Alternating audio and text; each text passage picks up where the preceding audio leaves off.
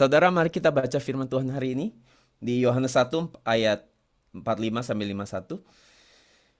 Filipus bertemu Natanael dan berkata kepadanya, "Kami telah bertemu Yesus anak Yusuf dari Nazaret yang telah Musa tuliskan dalam Taurat dan kitab para nabi." Dan Natanael berkata kepadanya, "Mungkinkah sesuatu yang baik datang dari Nazaret?" Filipus berkata kepadanya, "Datang dan lihatlah." Yesus melihat Natanael yang datang kepadanya dan dia berkata mengenainya, "Lihatlah, seorang Israel sejati, yang di dalamnya tidak ada tipu daya." Ini sesuai tema kita hari ini. Terjemahan ILT, tipu daya. Terjemahan AYT adalah kepalsuan. Tidak ada kepalsuan. 48, Natanael berkata kepadanya, "Dari mana engkau mengenal aku?" Yesus menjawab dan berkata kepadanya, "Sebelum Filipus memanggil engkau, aku telah melihat engkau sedang berada di bawah pohon ara." Natanael menjawab dan berkata kepadanya, "Rabi, engkau adalah putra Allah, engkau adalah Raja Israel." Yesus menjawab dan berkata kepadanya, "Engkau percaya karena aku berkata kepadamu, aku telah melihat engkau di bawah pohon ara, engkau akan melihat hal-hal yang lebih besar daripada itu." Dan dia berkata kepadanya, "Sesungguhnya aku berkata kepadamu, sejak sekarang engkau akan melihat surga yang terbuka dan malaikat-malaikat Allah yang naik turun di atas anak manusia."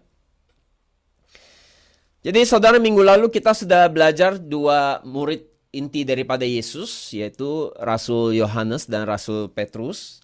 Dan sekarang kita mau mempelajari salah satu murid Yesus juga yang bernama Natanael.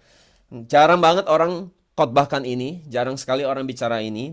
Tapi kita akan lihat apa yang kita bisa belajar dari hidup Natanael. Dan kalau kita baca Yohanes pasal 1, ya, sampai akhir dari pasal 1, kita bisa melihat bahwa itu Yohanes pasal 1 itu berisi catatan tentang awal pelayanan daripada Yesus dan bagaimana Yesus memilih murid-muridnya, yaitu Andreas, Petrus, Filipus, dan Natanael. Dan mereka semua adalah nelayan. Andreas sendiri tadinya adalah murid daripada Yohanes Pembaptis. Saudara tahu itu? Bahwa Andreas adalah murid Yohanes Pembaptis sebelumnya. Dan ia mengerti tentang apa yang disampaikan gurunya Yohanes Pembaptis. Ketika Yesus lewat, saudara, Yohanes Pembaptis bersaksi tentang Yesus dengan berkata, "Itu dia, anak domba Allah." Yohanes 1 ayat 36-37, saudara bisa baca sendiri di depan, di slide saudara. Dan karena dengar pernyataan itu dari gurunya, sejak itu Andreas langsung ikut Yesus. Dan sampai seterusnya, dia menjadi salah satu dari murid Yesus. Jadi ini Andreas ganti guru abis itu. Ya. Kemudian abis itu Andreas, dia kasih tahu Petrus. Dia bilang, "Kami udah ketemu Mesias." Dan ia bawa Petrus kepada Yesus. Dan waktu Yesus lihat Petrus, Yesus berkata, "Sekarang namamu bukan Simon, tapi Kefas," artinya Petrus. Dan berikutnya, waktu di daerah Galilea, saudara, Yesus bertemu dengan Filipus. Dan Yesus berkata kepadanya, "Ikutlah aku." Dan sejak ajakan itu, Filipus pun jadi murid Yesus. Dan kemudian Filipus pergi menemui temannya yang bernama siapa? Natanael. Ya, dia pergi ketemu Natanael dan berkata, "Kami udah ketemu dengan orang yang disebut-sebut sama Musa, ditulis sama Musa, dan ditulis oleh para nabi dan kitab Taurat. Itu adalah Yesus dari Nazaret." Dan kemudian bilang apa? "Adakah hal-hal yang baik datang dari kampung yang namanya Nazaret?" Karena Nazaret itu seperti kampung ya, kota kecil ya. Jadi kalau zaman sekarang pembicara besar kebanyakan dari Amerika gitu ya. Kalau tiba-tiba ada pembicara besar datang dari mana gitu. Misalnya dari satu negara yang kecil. Ya orang jadi bingung. Apa iya gitu bisa sesuatu yang spektakuler datang dari sebuah tempat yang kecil. Dan Filipus katakan, "Udah kamu coba pergi lihat sendiri," gitu kan. Dan Natanael pergi, dia pergi lihat Yesus. Dan ketika Yesus lihat Natanael, Yesus berkata apa? "Sebelum Filipus ajak kamu ke sini, aku sudah lihat kamu di bawah pohon ara." Menarik ya. Ada apa di bawah pohon ara? Ada apa di pohon ara? Kita harus mengerti tentang pohon ara ini. Pohon ara memiliki cabang yang lebar, saudara. Seperti gambar yang saudara lihat ya. Daun-daunnya juga lebar. Sehingga saudara, orang bisa duduk berteduh di bawahnya di tengah terik matahari. Dan itu seperti ruang privacy ya. Ruang privat buat seseorang duduk menyendiri. Nah, bagi orang Yahudi ketika mereka duduk di bawah pohon ara, saudara, untuk berteduh, mereka melakukan satu aktivitas. Apa yang mereka lakukan di bawah pohon itu? Biasanya mereka di situ mereka berdoa, mereka menyembah Tuhan, mereka merenungkan firman Tuhan. Jadi itu ada tempat di mana saudara bisa melakukan penyembahan, menyendiri, merenungkan firman di bawah pohon itu di tengah siang terik untuk berteduh sambil merenungkan firman. Jadi waktu itu Nathanael, dia pikir waktu dia duduk di situ di bawah pohon sendirian, dia pikir dia nggak ada yang perhatiin dia. Karena dia pikir dia hanya sendiri. Dan memang dia hanya sendirian. Tetapi saudara, meskipun dia sendiri, Yesus sudah lihat dia. Dan Yesus dengar doa-doanya Nathanael. Amin. Jadi saudara, tema hari ini diambil dari pernyataan Yesus ketika Yesus lihat Nathanael. Lihatlah, seorang Israel sejati, tidak ada tipu daya di dalam dia. Jadi ketika Yesus menyebut menggunakan kata Israel sejati, kata Israel ini Yesus sedang merujuk kepada seseorang di Alkitab Perjanjian Lama. Saya tahu siapa? Kalau kita bicara Israel, Yakub, betul sekali. Seperti yang saudara bilang Yakub, semoga benar. Ya, karena nggak ada suara kan. Dari upnya, oh ya benar mungkin. Mungkin ya, saya nggak tahu yang lain ngomong apa di hatinya. Ini bicara tentang Yakub. Jadi Israel adalah nama baru yang Allah kasih kepada Yakub. Ya. Tuhan ganti nama Yakub menjadi Israel. Dan berikutnya waktu Yesus menyebut Nathanael, Yesus bilang nggak ada tipu daya.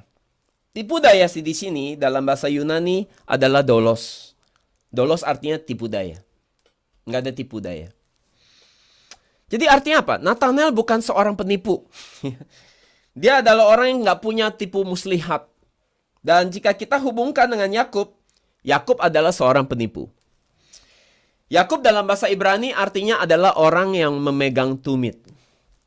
Tetapi arti lainnya juga bisa bicara tentang artinya seorang penipu. Dan kemudian Tuhan ganti namanya menjadi Israel.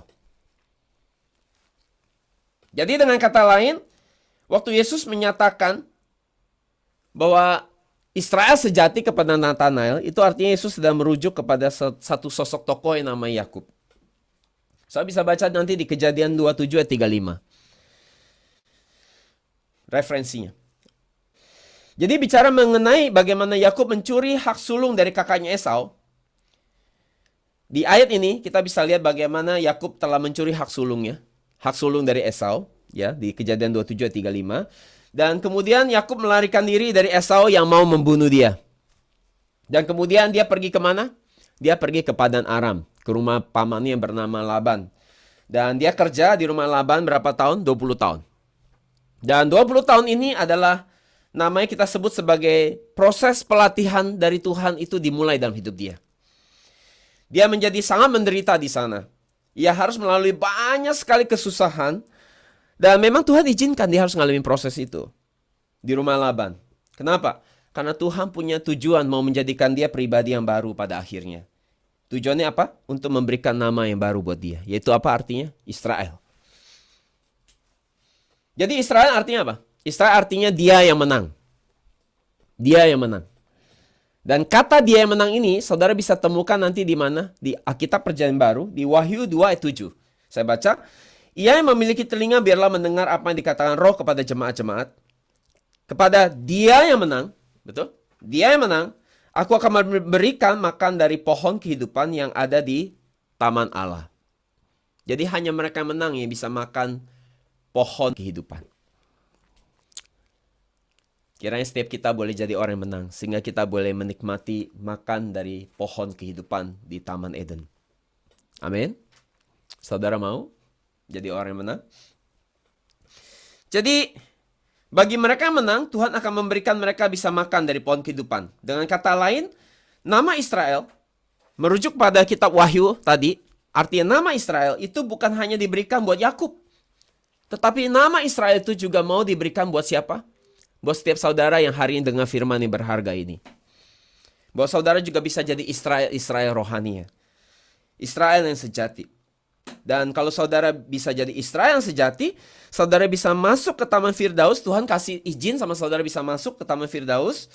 Dan bisa terima buah dari pohon kehidupan.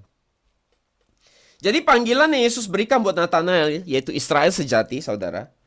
Ya artinya dia yang menang, itu sangat penting. Karena bagi mereka yang menerima pengakuan Israel sejati ini saja yang bisa masuk ke Taman Firdaus. Itu sebabnya saudara harus dapat pengakuan nama ini, Israel yang sejati. Saudara wajib dan harus ya untuk diakui oleh Tuhan Yesus sebagai Israel sejati. Apakah saudara mau menerima pengakuan dari Yesus bahwa saudara Israel sejati? Amin. Setiap saudara mau?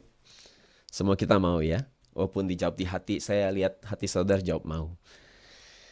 Jadi saudara, maka dengan memperhatikan kehidupan Yakub, kita bisa lihat bahwa dari seorang penipu, kemudian dibawa masuk ke dalam sebuah proses pelatihan, proses kesengsaraan, sampai dia bisa diubah menjadi sosok pribadi yang baru yang namanya Israel.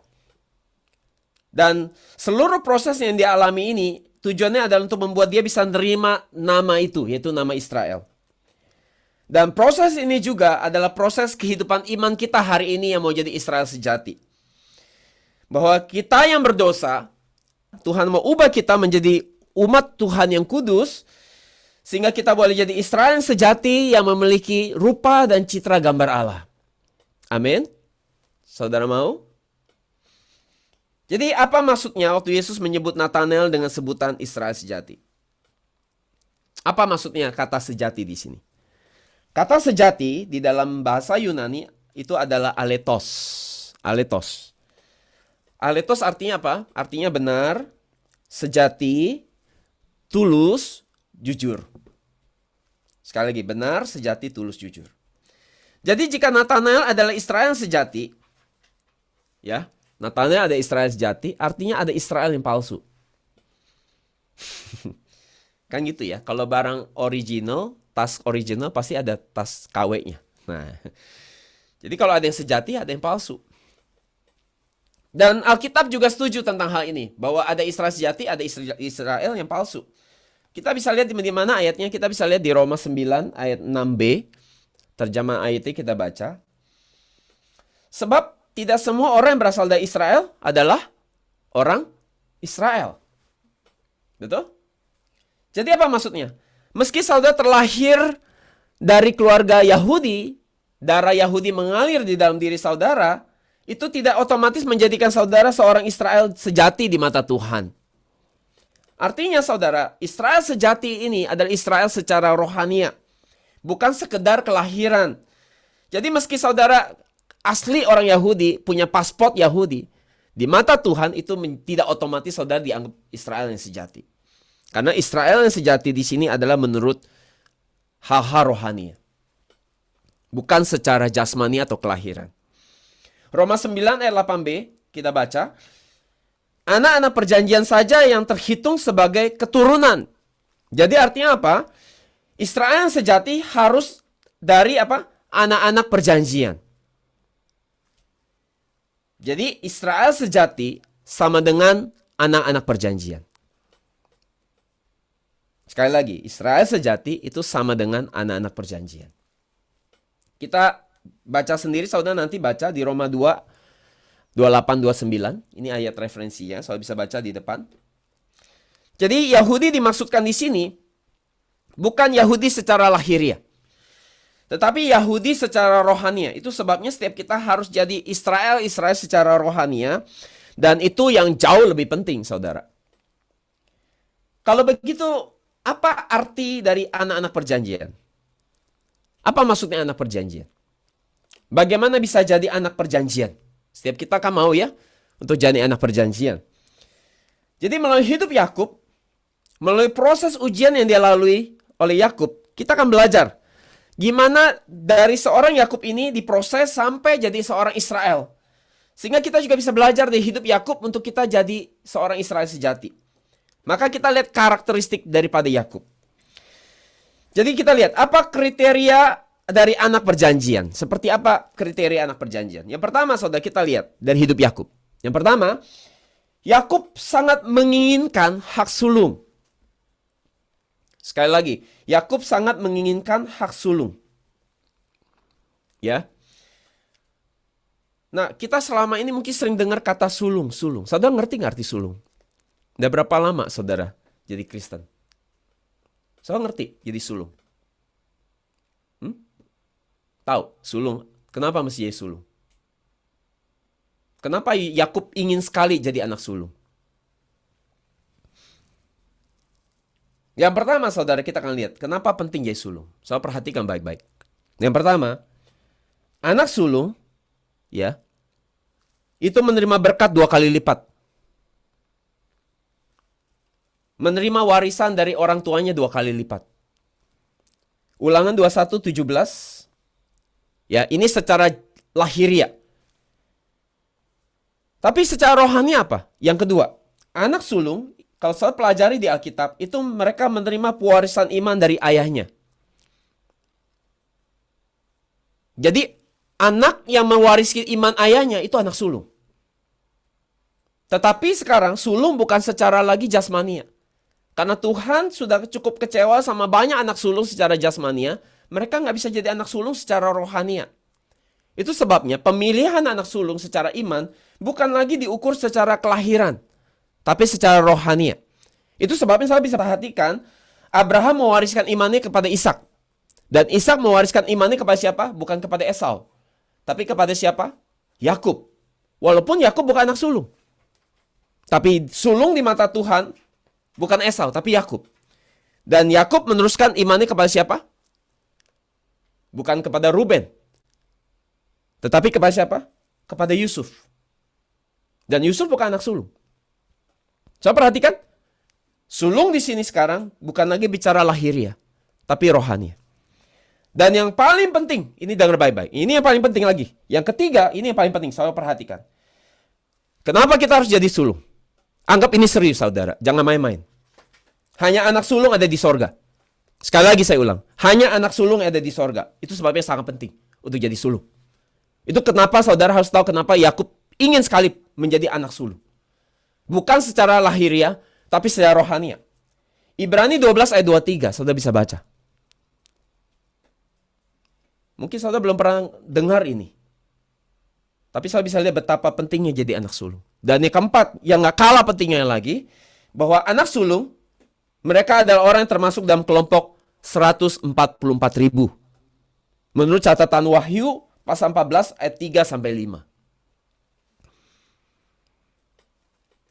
Jadi saudara mengerti sekarang, kenapa Yakub sangat menginginkan hak kesulungan itu. Kalau saudara mau ada di surga, saudara pastikan saudara adalah anak sulung hari ini. Tapi bukan secara lahiriah. Nanti yang bukan anak sulung, anak bontot di sini komplain. Untungnya ini bukan lahiriah. Ini harus sulung secara rohania. Saudara harus punya kriteria anak sulung secara rohania. Jadi itu sebabnya kita ngerti sekarang kenapa Yakub kepengen sekali untuk bisa terima berkat anak sulung. Dan berkat yang dia inginkan adalah berkat rohania melebihi berkat jasmania. Ini imannya Yakub. Kenapa? Karena Yakub memandang jauh ke ujung sana. Berkat yang telah menanti dia. Bukan pada hal-hal di bawah, tapi kepada perkara yang di atas. Orang yang menginginkan hal yang di atas itu ada ciri-ciri anak sulung. Orang yang hanya lihat ke bawah, hal-hal di bawah, hal-hal bumi, enggak memenuhi kriteria anak sulung. Sebaliknya Esau gimana? Esau anggap remeh. Karena dia udah terlahir sulung, dia anggap, ya kita biasa gitu ya. Kalau kita udah punya, kita kan anggap gampang. Esau karena merasa dari lahir udah anak sulung, dia anggap remeh kesulungannya. Bagi dia beban jadi anak sulung. Tapi bagi Yakub, dia sangat ingin sekali terima itu. Jadi hak kesulungan adalah berkat rohani yang begitu luar biasa. Berkat yang hanya bisa dikasih oleh Tuhan itu sendiri. Dunia nggak bisa memberikan itu kepada saudara. Untuk orang sampai menginginkan kesulungan secara rohani, itu mesti Tuhan yang buka, kasih dia lihat, sampai dia jadi kepengen. Kalau Tuhan nggak bukain, saudara, akhirnya orang cuma mentok, lihat berkat itu cuma yang di bawah. Nah, sekarang kita bandingin antara Yakub dengan Esau, ya, Yakub versus Esau, dibandingkan murid Yesus dengan imam dan orang-orang Lewi. Oke? Kalau saya perhatikan, waktu Yohanes Pembaptis tampil, imam dan orang Lewi tidak mengerti tentang apa yang Yohanes Pembaptis katakan. Saya bisa baca di Yohanes 1 ayat 19-23 di depan slide saudara. Saya rangkumkan aja.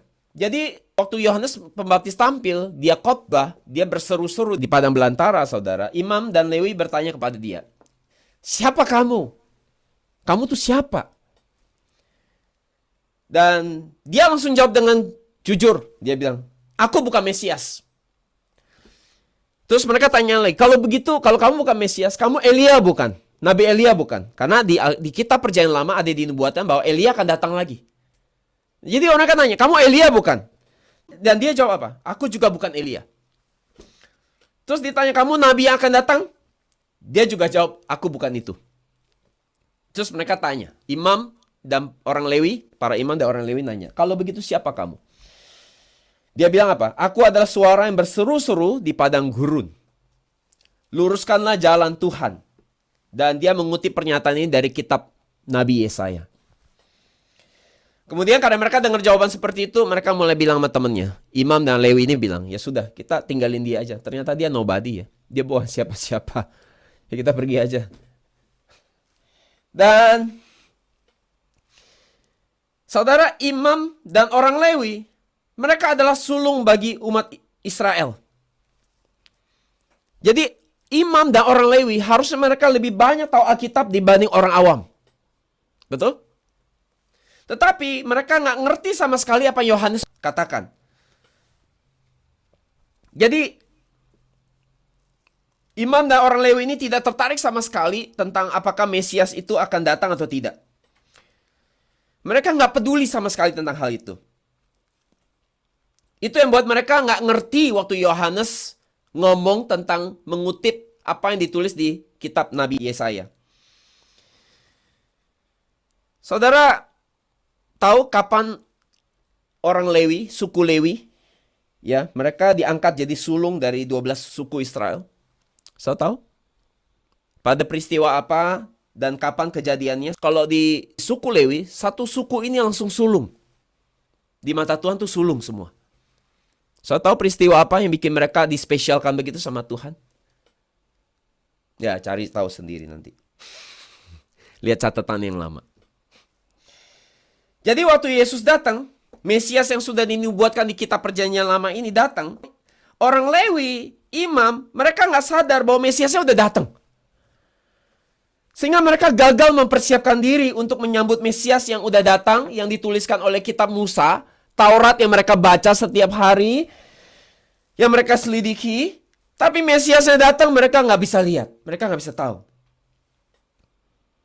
Dan orang Lewi ini saudara, zaman sekarang, imam dan orang Lewi ini zaman sekarang siapa? Zaman sekarang ini pendeta saudara, pastor, diaken, penatua. Itu Lewi dan imam. Orang yang harusnya tahu banyak firman. Tetapi saya perhatikan ini menarik. Kalau kita bandingkan imam dan orang Lewi, kita bandingkan dengan murid Yesus, ada yang menarik. Kalau kita lihat di lain sisi saudara, murid Yesus, calon-calon murid Yesus ini, seperti Andreas, Petrus, Filipus, Nathanael. Mereka ini orang-orang yang ternyata sangat tertarik untuk apa? Perihal mempersiapkan diri, menyelidiki tentang kapan Mesias datang. Seperti apa Mesias datang yang seperti dinubuatkan di kitab Perjanjian Lama. Mereka sangat concern untuk mencari tahu Mesiasnya mau datang. Jadi mereka benar-benar menselidiki dari firman Tuhan. Kita bisa lihat ketertarikan mereka dengan apa? Memperhatikan pembacaan kita di Yohanes 1, ayat referensi kita hari ini. Pertanyaan gini, apakah saudara seperti murid Yesus yang sangat tertarik, sangat sungguh-sungguh mempelajari kedatangan Yesus? Kalau dulu mereka mempelajari kedatangan Mesias yang pertama, sekarang saudara mempelajari kedatangan Yesus yang kedua. Apakah saudara sungguh-sungguh mempersiapkan diri, menyelidiki tentang bahwa Yesus mau datang, dan saudara sungguh-sungguh mempersiapkan diri untuk menyambut dia?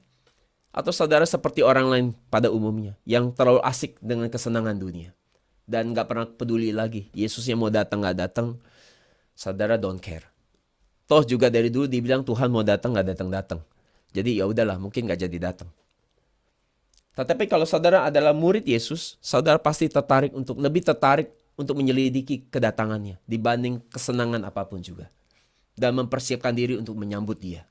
Karena murid Yesus seperti itu karakternya saudara. Mereka benar-benar meneliti, mempelajari. Dari mana kita bisa tahu bahwa mereka adalah orang-orang seperti itu? Beda banget sama imam yang harusnya tahu Taurat, tahu firman, tapi mereka ternyata nggak ngerti waktu Yohanes bilang bahwa dia adalah yang sedang mempersiapkan jalan itu. Nah, kita lihat. Dari mana kita bisa lihat? Jadi waktu Filipus berkata, ya, kepada Nathanael, kami sudah menemukan dia yang Musa dan para nabi bicarakan. Nathanael responnya nggak seperti imam. Ngomong apa sih? Nggak gitu kan? Ini orang ngomong apa sih? Maksudnya apa sih? Gitu kan?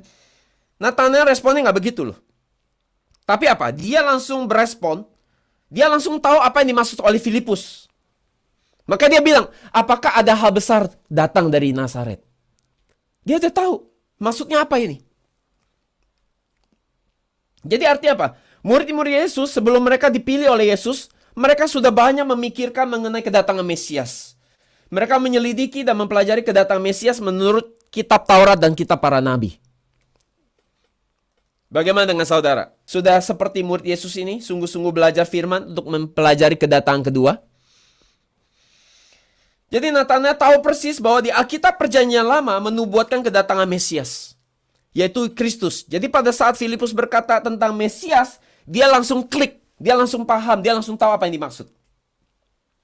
Nah, saya tahu tadi Nathanael ada di mana posisinya? Di pohon, di bawah pohon ara. Apa yang dia lakukan di bawah pohon ara? Dia sedang merenungkan Taurat. Dia sedang merenungkan tentang kedatangan Mesias. Di tengah dia lagi merenungkan, tiba-tiba Filipus datang. Kasih tahu, itu Mesias udah datang. Itu kasih kode. Aku udah ketemu dia, yang ngomongin Musa. Langsung klik. Bukannya luar biasa? Kalau saudara sedang bertanya sesuatu, ada kegelisahan terhadap Tuhan. Di dalam hati saudara bertanya tentang Tuhan. Bukan bertanya tentang problem hidup saudara. Tapi benar-benar di hati saudara sedang benar-benar bergumul untuk semakin kenal Tuhan. Tiba-tiba Tuhan menunjukkan dirinya buat saudara. Bukankah itu luar biasa? Dan itu hanya diperlihatkan. Tuhan tahu kepada orang yang sungguh-sungguh cari dia. Tuhan akan membuka siapa dirinya. Bukankah itu luar biasa saudara? Buat seorang Nathanael hari itu. Dia sedang memikirkan Tuhan, tiba-tiba Tuhannya datang. Kalau kita lihat gimana dengan Andreas. Sebelum dia jadi murid Yesus, dia muridnya Yohanes Pembaptis. Waktu Yohanes bilang, itu dia. Lagi Yesus lewat, Yohanes Pembaptis bilang, itu dia, anak domba Allah. Andreas nggak pakai bingung-bingung gitu, ngomong apa sih? Enggak. Dia langsung tahu, oh, ini Mesias yang dia maksud. Langsung dia ikut Yesus. Pindah guru dia. Ganti guru. Nggak bingung-bingung gitu Andreasnya. Waktu Filipus kasih clue sama Nathanael, hey Nathanael, aku udah ketemu yang Musa katakan, Nabi nggak katakan. Nathanael langsung paham yang dikatakan Filipus. Lihat, saya bisa lihat mereka adalah orang-orang yang luar biasa. Orang-orang awam tetapi mengerti Taurat. Orang-orang ini sungguh-sungguh jadi teladan bagi kita hari ini dalam hal mempersiapkan diri menyambut kedatangan Mesias yang kedua. Bagi mereka itu kedatangan pertama, tapi bagi kita hari ini kedatangan Yesus yang kedua. Kalau kita orang yang mempersiapkan diri seperti mereka, menyelidiki itu, kita baru bisa disebut sebagai murid Yesus yang sejati. Kalau asik hanya mengejar kesenangan dunia, tanpa peduli Yesus mau datang atau enggak, ya kita nggak bisa disebut murid. Oleh sebab itu jangan sampai di sini ada yang seperti itu ya. Saya berharap setiap kita jadi orang yang sungguh-sungguh menantikan kedatangan Yesus yang kedua. Seperti para murid ini. Jadi kembali membandingkan Yakub dengan Esau, kita bisa membandingkan antara imam, orang Lewi dengan murid Yesus. Imam hakikatnya adalah anak sulung di mata Tuhan. Mereka ada pemimpin bagi bangsa Israel secara rohani.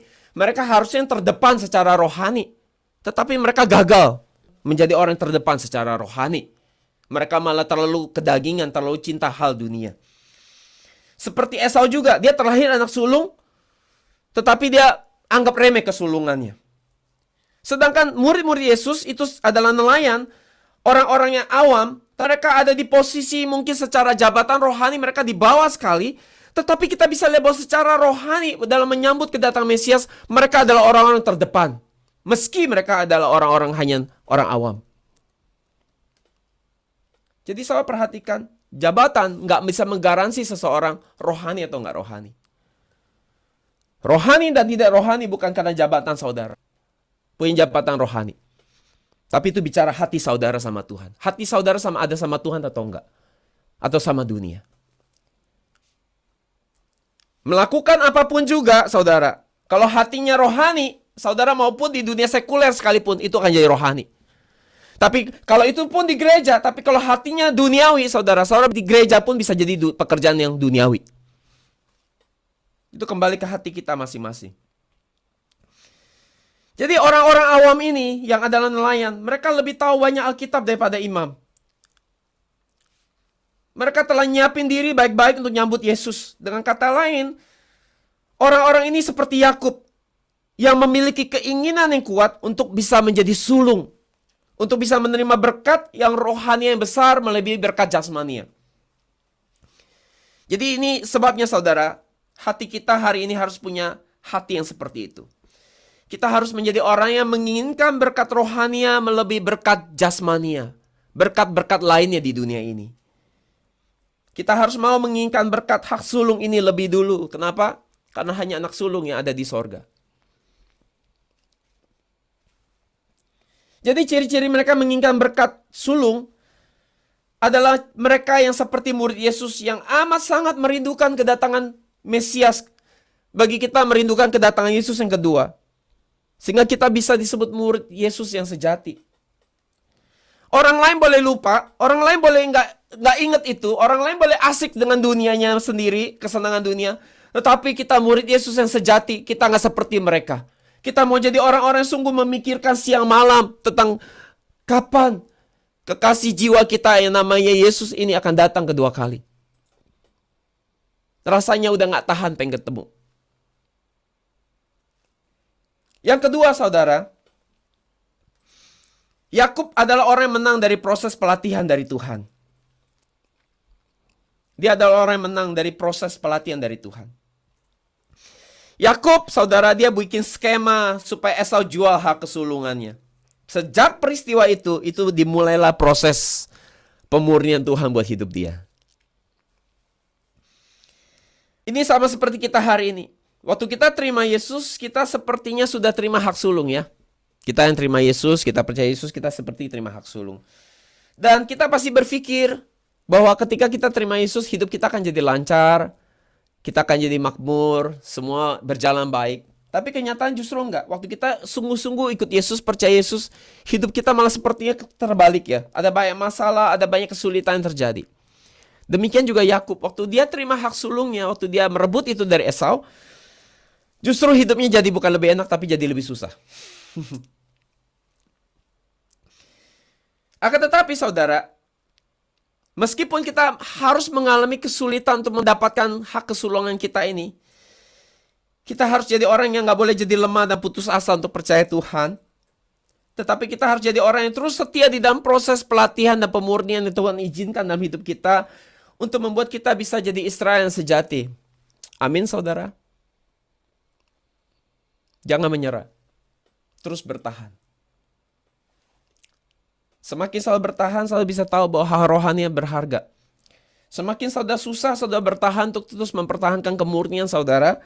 Sekalipun banyak sekali kesulitan yang saudara alami, saudara akan makin menghargai bahwa ternyata hal rohani gak murahan.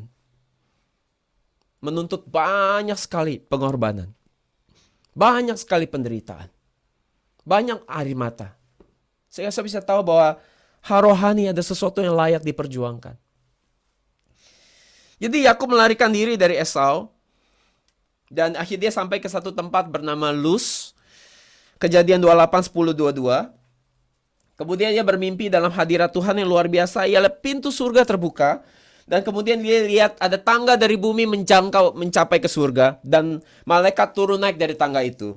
Dan di situ Tuhan mulai berkata kepada dia, "Aku adalah Allah dari Abraham dan aku akan senantiasa bersamamu Yakub. Kemana engkau pergi, aku akan menyertaimu. Aku yang akan memperhatikan kamu dan kamu akan kembali di sini dengan selamat dan aku akan memberikan tanah ini buat engkau seperti yang aku janjikan buat Abraham."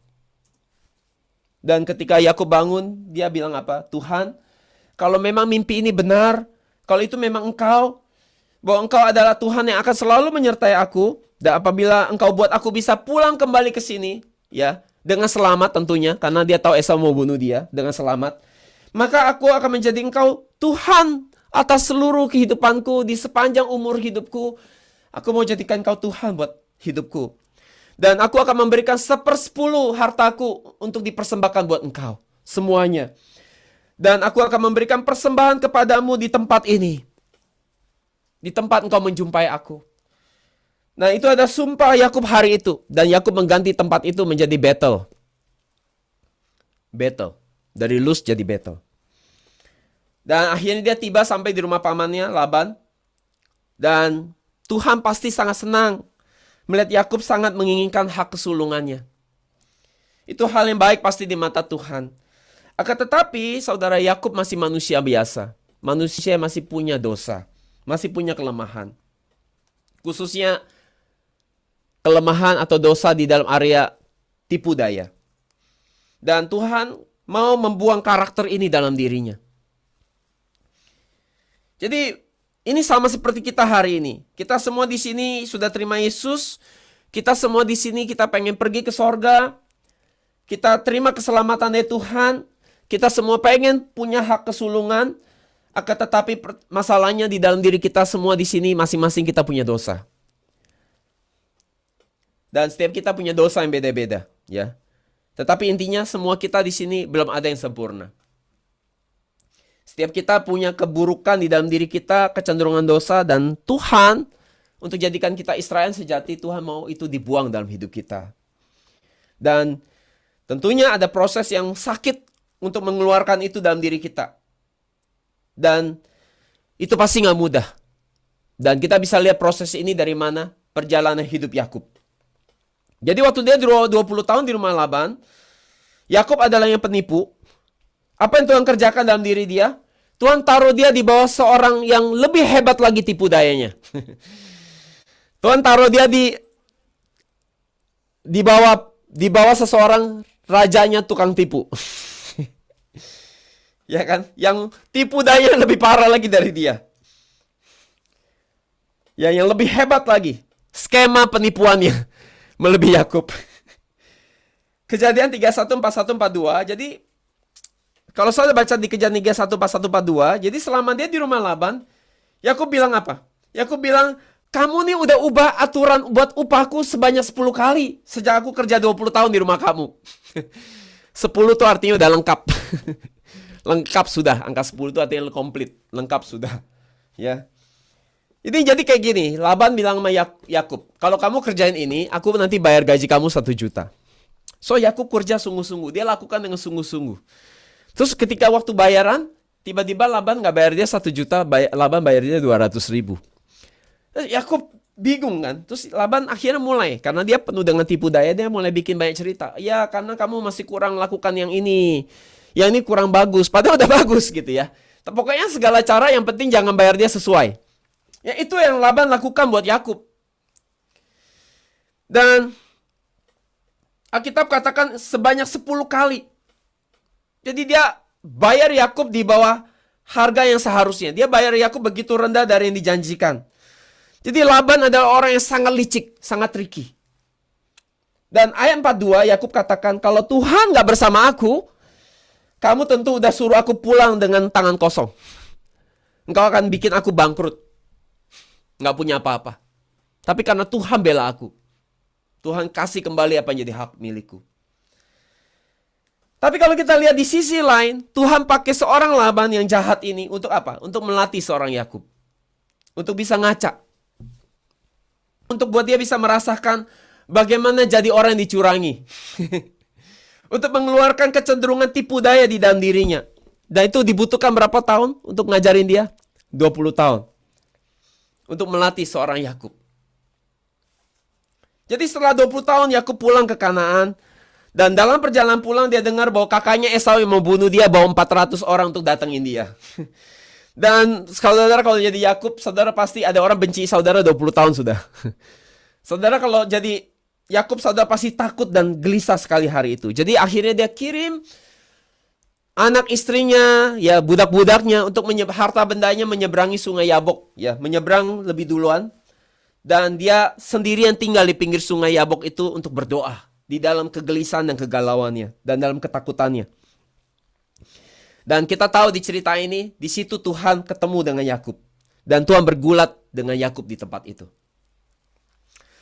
Dan dalam pergulatan sepanjang malam, Yakub pasti bergulat di dalam doanya yang sungguh-sungguh hari itu. Ya. Karena tiba-tiba dia lagi doa, ada yang sergap dia dari belakang. Ya, menurut saudara dia pikir itu siapa kira-kira pertama kalinya. Pasti dia nggak mikir itu Tuhan. Tapi akhirnya dia mulai nyadar bahwa ternyata ini Tuhan. Yakub di dalam pergulatan itu, saudara, kalau kita baca di dalam Alkitab, dikatakan bahwa Tuhan nggak bisa mengalahkan Yakub. Ini aneh sekali, saudara. Memang Tuhan nggak bisa ngalahin Yakub. Masa Yakub sehebat itu sampai Tuhan nggak bisa kalahkan? Jadi apa maksudnya di sini Tuhan nggak bisa mengalahkan Yakub? Sebenarnya bukan Tuhan nggak bisa mengalahkan Yakub. Cara satu-satunya adalah untuk mengalahkan Yakub adalah Tuhan harus bunuh Yakub. Kenapa? Karena Yakub ini ketika dia tahu itu Tuhan, dia pegang itu kuat-kuat Tuhannya. Dia nggak kasih pergi. Dia nggak mau lepasin Tuhan. Sampai Tuhan berkati dia. Jadi apa yang Tuhan lakukan supaya Yakub melepaskan pegangannya? Nggak perlu tenaga yang besar, saudara. Cukup dengan satu sentuhan kecil di sendi pangkal pahanya. Dan pangkal pahanya saat itu juga bergeser, saudara. Dan sejak itu, seumur hidup Yakub sejak peristiwa itu, dia berjalan pincang. Kita harus ngerti apa artinya sendi pangkal paha di sini. Apa artinya sendi pangkal paha sampai harus diplecok, digeser. Sendi pangkal paha terletak antara pinggang dan paha, saudara. Kenapa ini penting? Ini menggambarkan apa? Karena di zaman Timur Tengah kuno, saudara, ini adalah bagian yang paling private dalam diri seseorang. Bagian intimnya seseorang. Pangkal paha ini, sendi pangkal paha ini. Kalau saya perhatikan di Kejadian 24 ayat 1-3, kita bisa lihat Abraham waktu dia kirim Eliezer untuk mencari istri bagi Ishak, saudara. Abraham minta Eliezer bersumpah supaya dia mencari istri buat anaknya. Dan waktu Eliezer disuruh bersumpah, Abraham suruh Eliezer taruh tangannya di pangkal pahanya Abraham. Jadi ini apa maksudnya? Di waktu Timur Tengah kuno, saudara, ini adalah cara orang bikin sumpah. Artinya ini sumpah yang serius. Sumpah yang serius. Artinya apa? Waktu orang taruh tangannya di pangkal paha seseorang, saudara. Karena ini adalah bagian yang sangat private, bagian yang sangat pribadi, ya, bagian yang sangat intim. Ini artinya bahwa saudara sedang bersumpah, bahwa saudara bersumpah atas diri saudara, bahkan bukan atas diri saudara, karena pangkal paha itu adalah tempat di mana nanti reproduksi akan keluar. Artinya akan lahir keturunan dari situ, betul ya? Jadi, waktu saya pegang paha seseorang, artinya saudara bersumpah bukan atas diri saudara juga, tapi saudara juga bersumpah atas seluruh anak cucu saudara bahwa kami dan anak cucu aku akan tetap memelihara janji ini. Bahwa kami akan setia memenuhi janji dan sumpah yang kami lakukan kepada orang yang kita bersumpah. Ini kebiasaan di zaman Timur Tengah kuno ya. Jadi pangkal paha ada sesuatu yang sangat penting. Jadi ketika Tuhan sentuh pangkal paha Yakub sampai bergeser, artinya Tuhan melukai bagian yang paling penting dalam dirinya. Paling pribadi dalam tubuhnya. Karena keturunan datang dari sana, di area itu, keturunan datang dari area itu, maka itu artinya itu gambaran source of life. Sumber kehidupan datang dari sana. Jadi ketika itu dihancurkan oleh Tuhan, itu artinya apa? Disentuh oleh Tuhan, dia lemah. Itu artinya apa? Bahwa peristiwa itu sepenuhnya adalah peristiwa di mana Tuhan telah menaklukkan secara totally Yakub.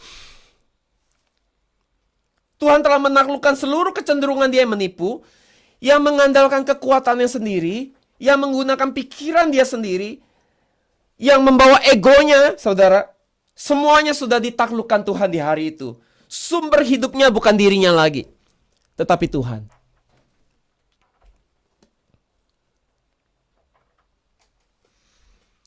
Yakub punya ego yang begitu besar, saudara. Egonya sangat keras dan sulit disingkirkan. Jadi kalau bukan Tuhan sendiri menghancurkan ego kita, jadi kita nggak bisa remukin ego kita. Harus Tuhan yang remukin ego kita. Mau coba-coba kemas diri supaya kelihatan rendah hati, nggak bisa, saudara. Semua orang yang rendah hati pasti pernah sekolah kehidupan. Pernah diremukin sama Tuhan, baru bisa rendah hati. Saudara mau kemas-kemas kelihatan rendah hati, ngomong kelihatan manis, kelihatan rendah hati, nggak bisa, saudara. Rendah hati itu bukan kelahiria. Rendah hati itu adalah orang yang keluar dari proses dihancurin. Baru bisa rendah hati. Kalau belum pernah ngalamin proses hancur, nggak bisa rendah hati. Egonya masih keras, egonya masih mau keluar. Jadi Tuhan harus hancurkan egonya Yakub, egonya yang begitu besar. Ya, egonya adalah selama ini ada Tuhan atas dirinya, Tuhan atas hidupnya. Selama ini dia memerintah dalam hidupnya. Kebanggaan dan kelebihan dia yang selalu dia tonjolkan, saudara. Keangkuhan dia dan keinginan dagingnya, hari itu semua dihancurkan oleh Tuhan. Jadi waktu Tuhan menyentuh sendi pangkal pahanya, tindakan Tuhan ini menggambarkan Tuhan telah menghancurkan semua hal. Semua hal buruk di dalam seorang Yakub. Manusia lamanya, kedagingannya telah disalibkan dan dimatikan di tempat itu.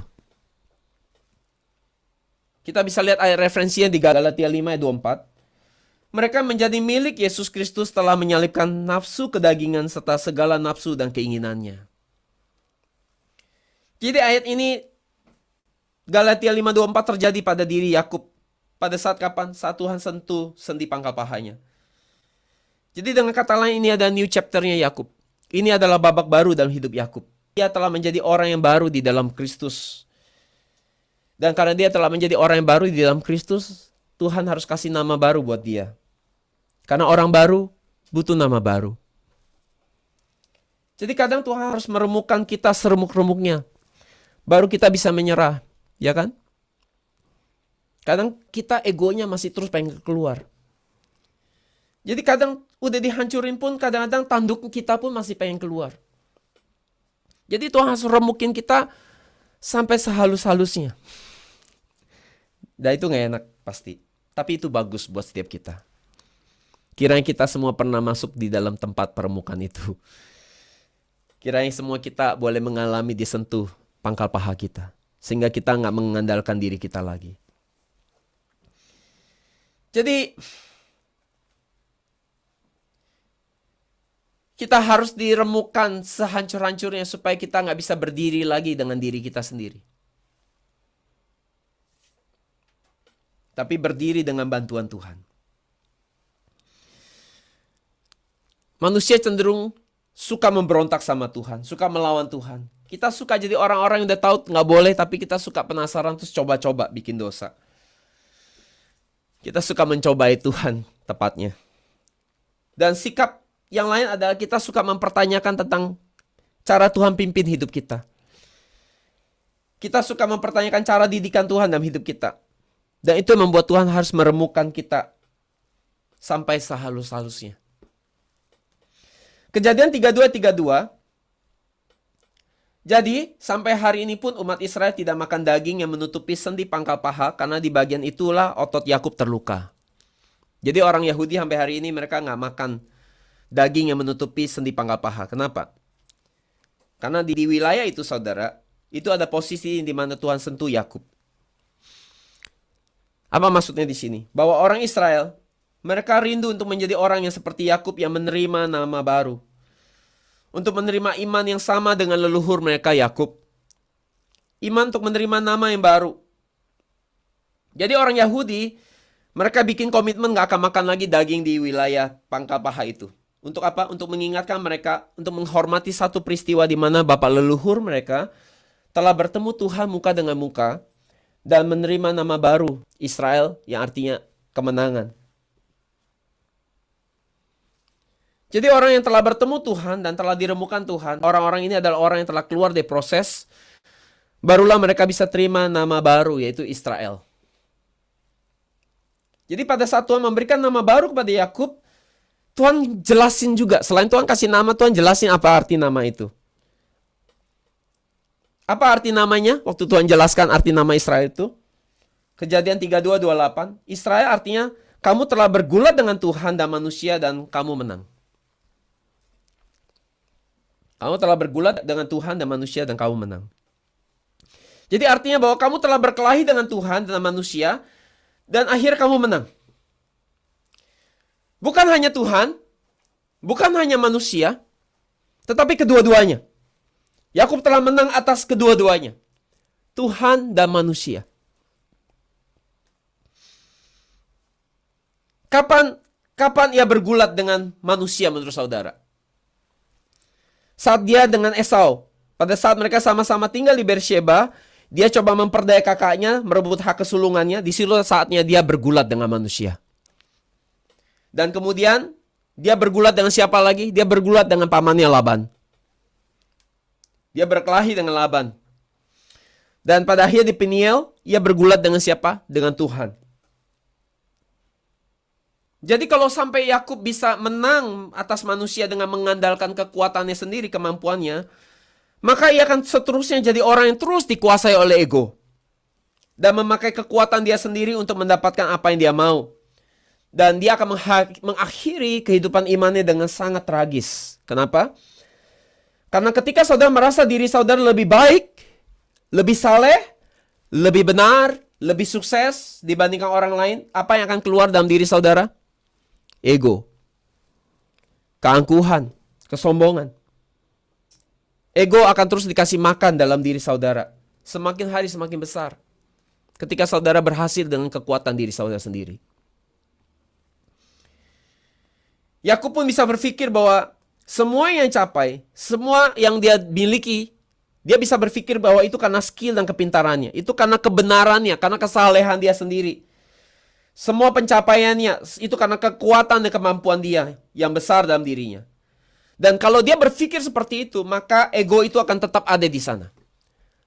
Yang menjadi raja di dalam hatinya adalah Tuhan atas hatinya adalah dirinya sendiri. Manusia lamanya akan tetap bertata di hatinya. Akan tetapi karena Tuhan sangat mengasihi Yakub, saudara, Tuhan tidak membiarkan itu di dalam dirinya. Jadi Tuhan mencari Yakub di Peniel. Kemudian Tuhan meremukan dia di sana. Sehingga akhirnya Yakub bisa jadi orang yang menang. Yaitu orang yang hanya sepenuhnya bersandar pada Tuhan. Jadi siapa orang yang menang di mata Allah? Bukan mereka yang memperlihatkan kekuatan dan kehebatannya, kan? Justru sebaliknya, orang-orang yang bergantung dan bersandar pada Tuhan sepenuhnya, mereka yang berhasil dengan tidak memperlihatkan kehebatannya, orang-orang ini yang disebut menang di dalam Tuhan. Pertanyaan adalah bagaimana seorang manusia bisa menang atas Tuhan? Menurut saudara, gimana caranya seseorang bisa menang atas Tuhan? Seperti Yakub. Apa yang terjadi pada Yakub mengajarkan kita hari ini bagaimana cara kita menang atas Tuhan? Bagaimana caranya menurut saudara? Cara satu-satunya bukan menunjukkan kehebatan, kekuatan, kemampuan, atau kepintaran saudara. Tetapi justru kalau saudara mau menang atas Tuhan, saudara harus merelakan diri saudara untuk diremukan. Diremukan oleh Tuhan. Dengan apa? Mengizinkan Tuhan melucuti semua ego saudara. Dan menjadikan saudara pincang seperti Yakub. Agak beda ya. Sukses versi dunia, cara sukses cara dunia sama cara Tuhan. Cara mendapatkannya. Waktu Yakub dibuat jatuh dan pincang, kita bisa pikir apa? Waktu dia jatuh dan pincang, dia nggak bisa pegangan sama siapapun hari itu, ya. Dia hanya bisa pegangan sama Tuhan.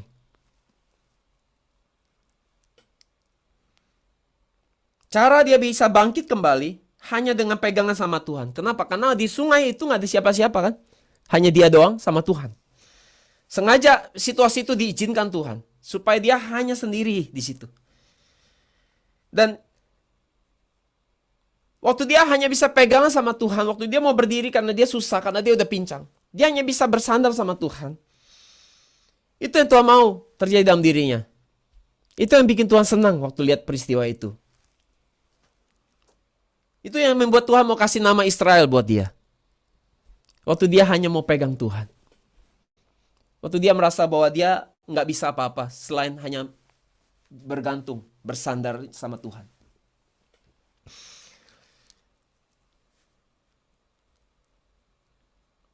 Jadi ini adalah rupa dari orang yang sungguh-sungguh mengalami kemenangan yang sejati. Agak beda. Secara dunia kita lihatnya kayak orang yang gagal. Tapi di mata Tuhan, justru orang-orang ini adalah orang yang telah berhasil. Karena orang-orang yang menang secara sejatinya di dalam hadapan Tuhan hari ini adalah hidupnya setelah berubah, bergeser fokus hidupnya. Ini bukan lagi mengenai aku, tetapi sepenuhnya adalah hidupku hanyalah untuk kemuliaan Tuhan. Bukan apa yang orang mau lihat hebat tentang aku, tapi yang aku mau adalah orang melihat betapa hebatnya Tuhan. Secara tulus, tapi bukan pansos. Hari gini banyak orang Kristen pansos pakai nama Tuhan. Pakai nama Tuhan tapi pencitraan diri. Ya, nggak kayak gitu. Pansos namanya. Ya, pinjam nama Tuhan, katanya buat Tuhan, padahal lagi cari pujian buat dirinya sendiri. Jadi saudara, semua kita pasti pernah jatuh. Semua kita pasti pernah gagal, saudara. Mau kita orang percaya atau tidak percaya Tuhan, semua kita pernah gagal dalam hidup kita. Kita pernah jatuh. Akan tetapi saudara, tidak penting bagaimana kita jatuh. Betapa kita gagal. Tapi paling penting adalah bagaimana cara kita bangkit. Apakah waktu saudara bangkit mengandalkan Tuhan, atau saudara bangkit dengan pakai kekuatan saudara sendiri? Itu yang penting. Yang Tuhan kerjakan dalam diri Yakub adalah membiarkan dia sendiri tanpa siapapun ada menjaga dia atau menopang dia hari itu. Yang dia bisa lakukan hanya bergantung bersandar pada Tuhan. Karena memang di sana cuma ada Tuhan. Dan bagaimana cara dia bangkit? Yaitu, ini bukan lahiriah doang ya, tapi rohani. Yaitu pegang Tuhan. Nah itu yang Tuhan mau lihat dalam diri Yakub. Itu yang membuat Tuhan disenangkan. Itu yang membuat Tuhan berkenan sama hidup dia. Jadi bagi Yakub dan bagi kita hari ini, ketika saudara memiliki kerendahan hati seperti demikian, saudara dapat menjalani kehidupan iman sebagai Israel yang sejati. Di hadapan Allah dan manusia. Saudara adalah orang-orang yang punya rupa dari anak-anak Allah. Itu yang Tuhan mau terus kerjakan dalam diri Yakub untuk memproses Yakub dan juga memproses setiap kita hari ini. Dan setelah dia melalui peristiwa malam itu, dia bisa ketemu Esau besok. Dan kemudian dia bisa rekonsiliasi sama Esau yang membunuh dia 20 tahun. Dan dia kembali ke Kanaan, tanah kelahirannya, seperti yang Tuhan telah janjikan kepada dia. Dan ia akhirnya bisa beli tanah di Sikem. Dan dia hidup di sana dengan keluarganya. Dan untuk sementara waktu semuanya berjalan baik, aman dan lancar. Ia hidup di Sikem selama berapa tahun? Selama 10 tahun. Dan keluarganya menjadi keluarga yang sangat diberkati, sangat menjadi kaya. Akan tetapi setelah 10 tahun telah berlalu, masalah mulai datang. Selama 10 tahun damai, tapi di penghujung tahun yang ke-10, masalah besar mulai datang. Dina, salah satu anak perempuannya Yakub, diperkosa oleh Sikem, anak Hemor. Dan masalahnya nggak selesai di situ. Karena melihat adiknya diperkosa, Simeon dan Lewi, mereka bikin rencana untuk apa? Balas dendam.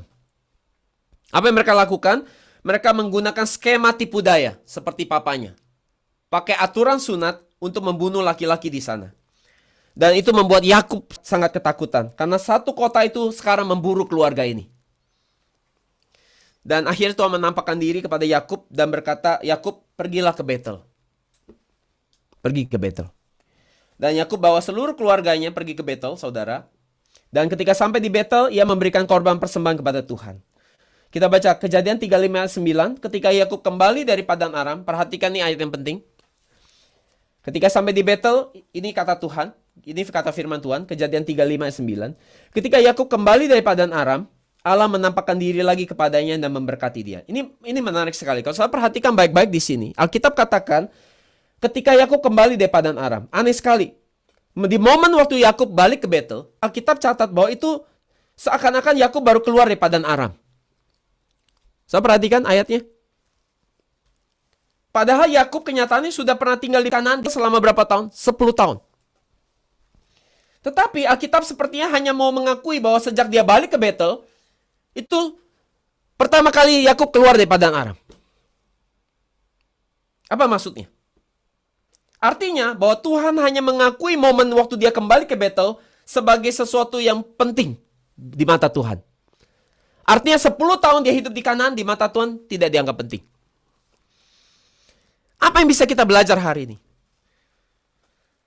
Sudah berapa lama kita jadi orang Kristen? 10? 20? 30, 50 tahun? Berapa usia kita? Sudah 50, 60, 70 tahun? Tetapi pertanyaannya, kira-kira berapa usia iman kita yang diakui oleh Tuhan?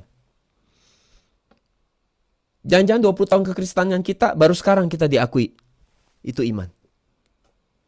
Waktu kita hidup dengan ego kita, mungkin Tuhan belum mengakui iman kita. Tapi sejak ego kita dihancurkan, baru Tuhan akui. Itu sebagai iman. Jadi nggak menjamin berapa tahun saudara jadi orang Kristen. Karena Tuhan mengukurnya dari ukuran iman, bukan kata orang. Bukan kata orang saudara orang baik, orang apapun. Tapi Tuhan ukur saudara dari ketaatan saudara sama Tuhan. Dan yang menarik, sekali lagi di ayat 10 Tuhan kasih nama baru ini kepada Yakub. Nama Israel. Untuk kedua kali. Seakan-akan ini baru pertama kali dikasih.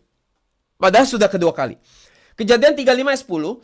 Allah berkata kepadanya, namamu Yakub, tetapi aku akan mengganti namamu itu. Perhatikan, seperti baru dikasih ya.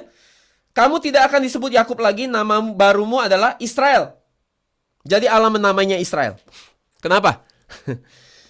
Karena waktu Yakub lari di Esau, saudara ingat cerita tadi di awal saya sampaikan? Waktu dia lari di Esau, dia sampai di Betel. Di Luz, yang dia ganti nama jadi Betel. Terus dia bikin sumpah. Bahwa Tuhan, kalau engkau menyertai aku, dan kalau aku bisa pulang dengan selamat ke rumahku, aku kembali ke sini loh. Aku akan menyembah engkau, aku akan kasih 1/10 harta milikku buat kamu.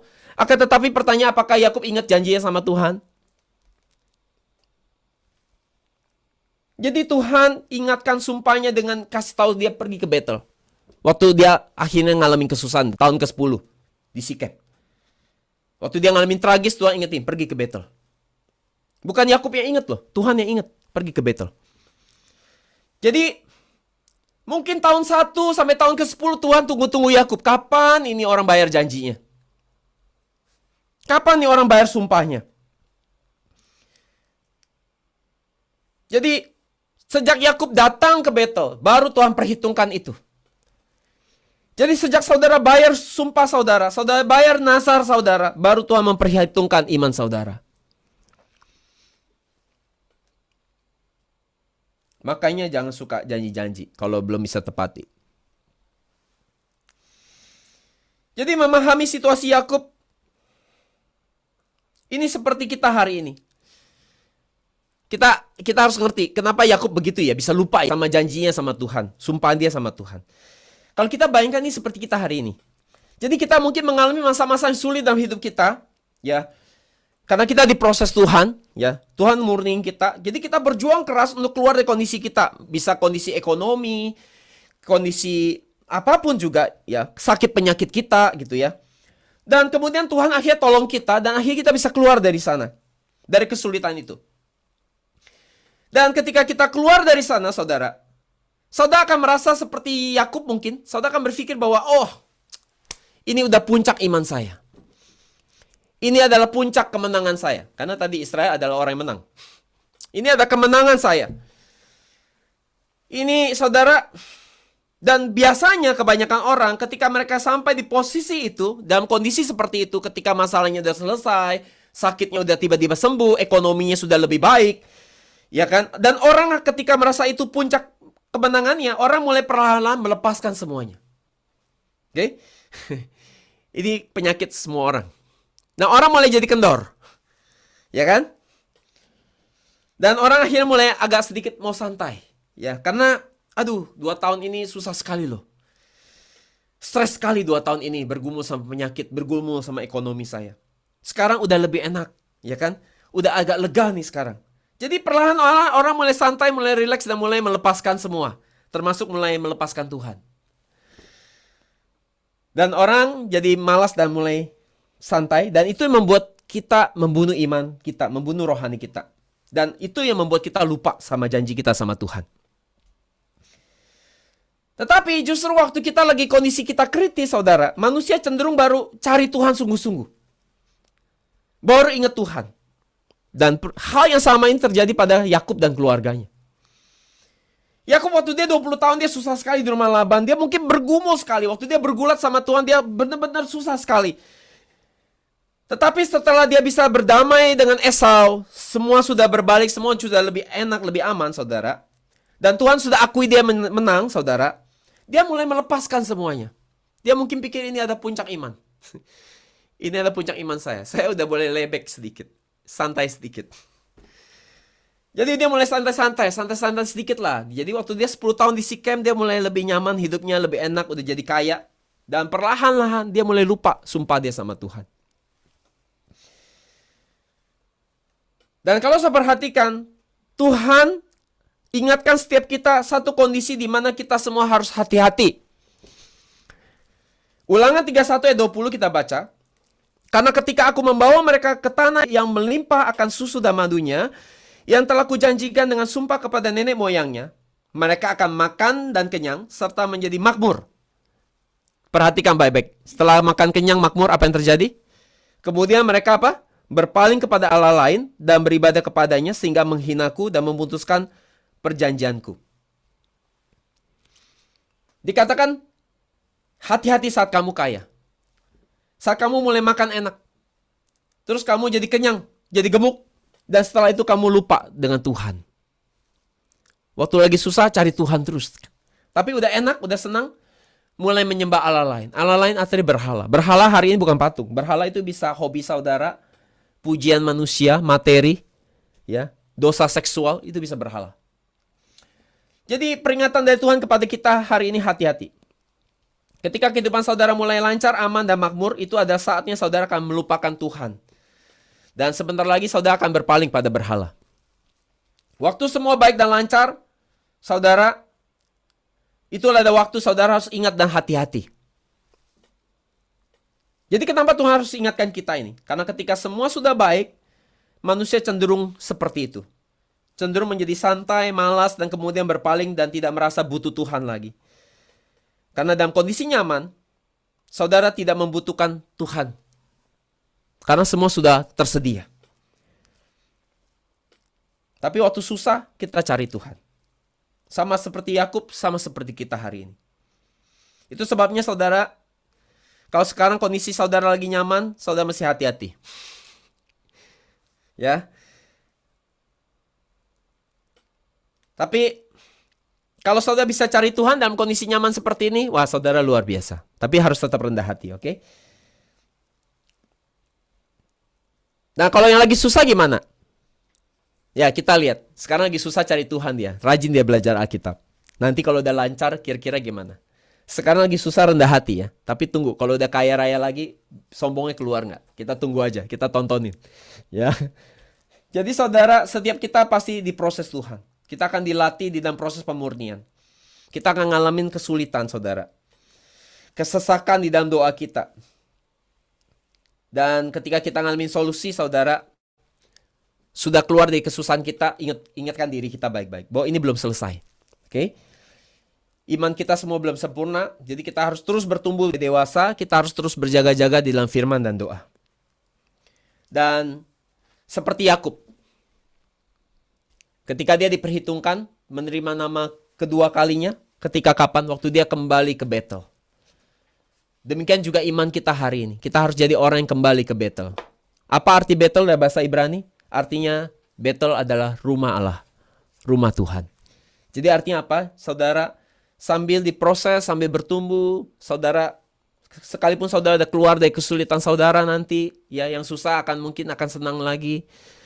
Ingatkan diri saudara bahwa saudara harus terus jadi orang yang terus menaruh mata hati saudara kepada rumah Tuhan, Betel. Dan sejak Yakub pulang ke Betel, latihan dia selesai. Dia dianggap lulus hari itu sama Tuhan. Jadi bagaimana menjadi anak perjanjian? Pertama, Yakub harus seperti Yakub menginginkan hak sulung. Yang kedua, Yakub menang di dalam proses pelatihan Tuhan. Yang ketiga, yang terakhir, seorang Israel sejati tidak ada tipu daya. Yesus melihat Natanael berkata, lihatlah seorang Israel sejati, tidak ada tipu daya. Tetapi Yakub adalah orang yang punya tipu daya. Tetapi Tuhan sanggup mengubah Yakub menjadi Israel, menjadi pribadi yang tanpa tipu daya. Dan Tuhan bisa mengeluarkan tipu daya dalam dirinya, dalam kepalsuan di dalam Yakub. Jadi ini harapan buat setiap kita hari ini. Bahwa kita di sini mungkin gak sempurna, kita penuh kekurangan. Tetapi Tuhan janji bahwa firman hari ini bahwa kalau kita rela diproses, Tuhan akan mengeluarkan tipu daya dalam diri kita dan mengubah kita menjadi Israel yang sejati. Asal kita merelakan diri kita masuk dalam medan latihan dari Tuhan. Sehingga kita bisa jadi ciptaan yang baru, menjadi anak-anak perjanjian. Karena hanya anak perjanjian yang bisa disebut Israel sejati. Roma 9:8. Pertanyaan, bagaimana kita bisa jadi orang yang tidak ada tipu daya dan kepalsuan? Bagaimana setiap kita hari ini bisa jadi orang yang tanpa tipu daya dan kepalsuan? Definisi kepalsuan adalah orang yang mencoba menyembunyikan dosa mereka di hadapan Tuhan. Itu kepalsuan. Itu adalah kebohongan yang paling parah, saudara. Kita bisa bohong sama manusia, tetapi kita yang paling parah adalah kita coba bohongi Tuhan. Dengan apa? Dengan menyembunyikan dosa kita dari Tuhan. Dengan cara apa? Dengan tidak jujur dengan diri kita sendiri. Dengan mencoba membohongi Tuhan dengan merasa bahwa diri kita baik-baik saja. Padahal Tuhan tahu siapa saudara luar dan dalam. Tuhan tahu bagaimana saudara lagi ngomong-ngomong sendiri. Ngomongin orang di dalam diri saudara. Ngomongin diri saudara sendiri. Betapa saudara ngomong tentang apa dalam diri saudara. Ngomongin orang lain di dalam diri saudara. Tuhan tahu siapa kita luar dalam. Tetapi kita mau sembunyikan itu. Kita merasa diri kita baik-baik aja. Dan itu adalah kepalsuan dan tipu daya yang paling parah. Mazmur 32 ayat 1-5, saudara. Khusus ayat 2 kita baca.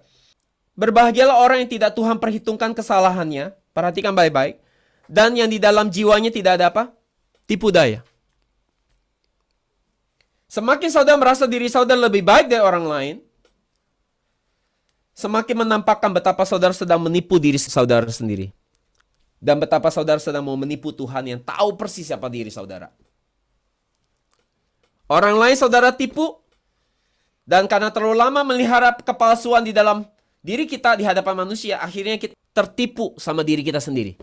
Kita jadi halusinasi, merasa diri bagus. Halu namanya. Ya, kebagusan saudara. Jadi halu. Dan yang lebih parah lagi, Tuhan yang tahu siapa kita luar dalam, kita rasa kita baik-baik aja. Ini orang kayak gini kasihan sekali. Terperangkap oleh kepalsuan diri sendiri. Tipu dayanya sendiri. Selama ini pakai topeng, tidak tampil apa adanya. Mazmur 32 ayat 2, yang baru kita baca memberitahukan kita bahwa orang yang sungguh-sungguh bertobat adalah orang yang jujur dengan diri sendiri. Yang tidak ada tipu daya. Mereka adalah orang yang apa adanya. Seperti inilah yang disebut Israel sejati. Kesimpulan, yang pertama, Israel sejati adalah orang yang sangat menginginkan hak kesulungannya, yaitu menginginkan berkat rohania melebihi berkat jasmania. Yang kedua, Israel sejati adalah orang yang memiliki iman yang dapat bertahan di dalam proses pelatihan dan disiplin dari Tuhan. Dan yang ketiga, Israel sejati adalah mereka yang diakui oleh Tuhan bahwa tidak ada tipu daya, tidak ada kepalsuan di dalam diri mereka. Mereka adalah orang yang apa adanya, tanpa skema manusia di dalam dirinya. Yang menjalani kehidupan iman senantiasa yang terus introspeksi dengan diri sendiri dan menemukan setiap kelemahannya dan bertobat di hadapan Tuhan. Kiranya setiap saudara dapat diakui sebagai Israel sejati di akhir zaman. Dan dapat masuk ke dalam Yerusalem baru.